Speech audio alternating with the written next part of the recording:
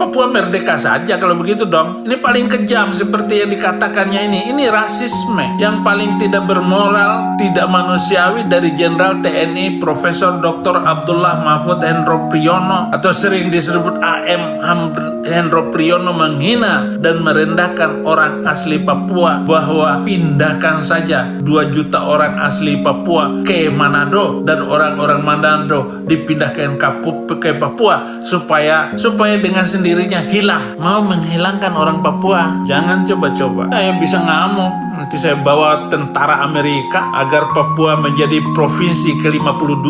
Itu berhak kita, karena kita membela hak asasi manusia. Untuk ngelawan tentara Indonesia cukup bawa satu kapal induk, 100 pesawat tempur, itu rontok semua itu Indonesia. Ini bukan menghina, bukan rasisme, tetapi saya mengajak kita semua ini untuk berpikir, jangan menghina orang Papua. Pergi saja ke Melanesia sana, jangan tinggal di Indonesia.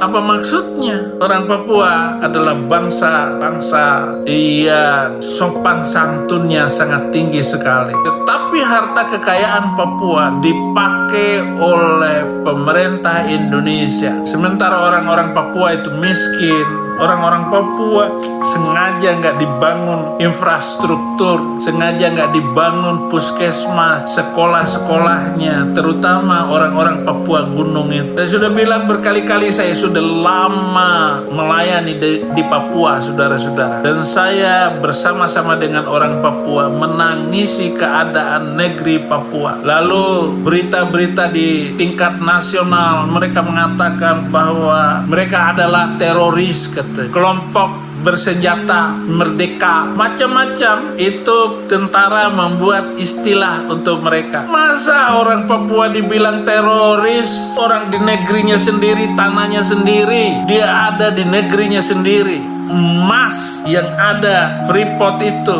diangkut terus ke Jakarta, tetapi tidak memberikan kontribusi baik bagi orang Papua sendiri. Sementara 1.000 orang dari Jawa, dari Makassar masuk Papua, dengan sendirinya mau mengusir orang Papua. Tidak bisa, saudara-saudara. Sementara agama Islam mengatakan bahwa orang Papua nggak masuk surga, seluruh orang kulit hitam katanya masuk neraka. Jahat sekali itu hadis Nabi itu. Perilaku diskriminasi rasial atau rasisme dari waktu ke waktu berada pada posisi status quo, nggak ada perubahan. Seperti ini maka benar-benar melengkapi dan menyempurnakan kekejaman dan kebiadaban penguasa kolonial modern Indonesia yang menduduki dan menjajah terhadap rakyat dan bangsa Papua Barat. Udah beberapa kali saya ngomong tentang Papua, saudara-saudara, tapi tidak membuka mata pemerintah Jokowi. Ya, dibandingkan dengan presiden sebelumnya, Jokowi paling sering datang ke Papua. Dan saya melihat Jokowi pernah gendong anak Papua dengan penuh kasih,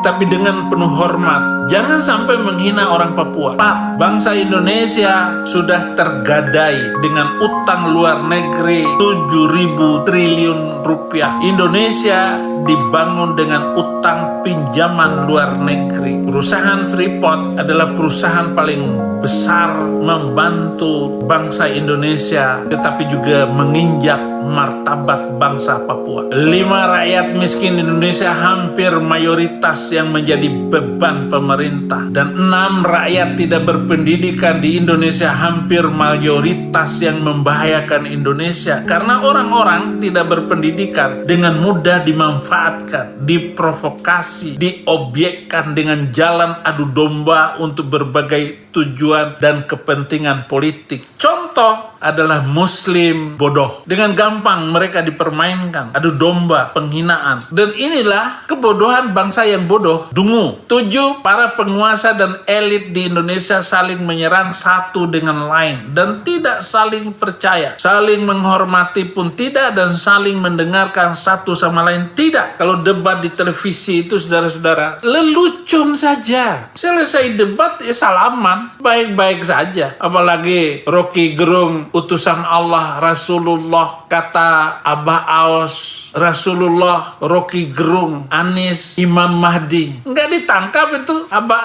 Aos yang sengaja menghina Islam. Panji Gumilang hanya ngatain kayak begitu. Sudah berbulan-bulan ditahan. Di mana keadilan itu, saudara-saudara? Dan nggak ada yang menghina ataupun YouTuber yang selama ini menyerang Panji Gumilang, lalu mengatakan kepada Abah Aos sebagai pelanggaran hukum, sebagai penistaan agama, karena mengangkat Rocky Gerung sebagai utusan Allah, Anies Baswedan sebagai Imam Mahdi. Nggak ada, saya nggak dengar. 8 kasus-kasus reputasi yang merusak institusi polisi dengan tetap menahan Panji Gumilang, ini akan membusuk dan merusak. Tentara membakar 4 orang warga sipil di Papua, di Timika, dan penyiksaan 3 warga sipil, 1 meninggal dunia 30 Agustus yang lalu di MAPI, menjadi tekanan seluruh media internasional yang sedang menghakimi dan menghukum pemerintah Indonesia, sehingga Indonesia tidak bisa lagi berbohong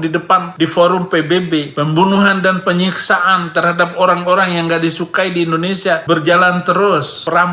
Perampokan terhadap tanah-tanah, sertifikat double yang ada sekarang ini, perampokan tanah warga Rempang juga di Batam. Ini akan merusak reputasi bangsa ini. 10, Indonesia menjadi negara pelaku pelanggaran HAM berat dan juga gagal menyelesaikan seluruh kasus pelanggaran HAM, terutama di Papua Barat. Dan seluruhnya itu pelanggaran berat semua, saudara-saudara. Gubernur yang memimpin Papua setahun sebelum hasil selesai masa jabatannya pasti dikriminalisasi oleh Bareskrim, oleh bangsa ini. Selalu saya catat itu, saudara-saudara. Bagaimana TNI dan polisi menggunakan kesempatannya untuk kejahatan ini, saudara-saudara. Silahkan saudara-saudara sama-sama merenung bagaimana upaya kita untuk memperbaiki pelaksanaan hukum di Indonesia. Bagaimana kita memperbaiki struktur sosial budaya kita ke depan agar hukum mayoritas, hukum kekuasaan kita hilangkan. Ya, silakanlah diperbaiki berbagai macam agenda politik, keagamaan, sosial budaya ini dengan baik. Kita berfokus kepada Undang-Undang Dasar 45 dan Pancasila sebagai dasar negara kita. Terima kasih saudara-saudara. Jangan menganggap ini sebagai penghinaan, tapi mari kita renungkan bersama. Terima kasih. Tuhan Yesus memberkati.